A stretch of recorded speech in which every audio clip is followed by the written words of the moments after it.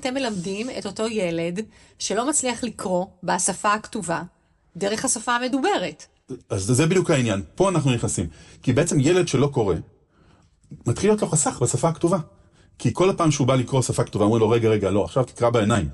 ואנחנו בעצם אומרים לו, תשמע, אנחנו יודעים שאתה לא קורא בעיניים, בוא תקרא דרך האוזניים או דרך המחשב, אנחנו קוראים את זה קריאה דיגיטלית.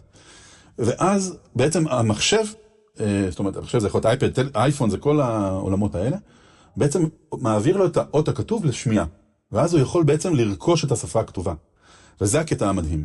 כי בעצם ילדים של, נגיד, כשאנחנו קוראים אודיובוקס, אז אנחנו קוראים אודיובוקס, אנחנו לא מקשיבים לאודיובוקס. אבל כשאנחנו מקשיבים לפודקאסט, נגיד, של רבית, אנחנו מקשיבים. כי רבית עושה פודקאסט בשפה מדוברת, לא בשפה כתובה. אבל כשאני קורא אודיובוקס, אני קורא שפה כתובה. והדבר הזה הוא נורא משמעותי. כשאנחנו מתחילים להבין את זה, אנחנו מבינים שלא כדאי לחכות הרבה אחרי כיתה ה', כי אז אנחנו מייצרים בעיות שפתיות בעצם בשפה הכתובה.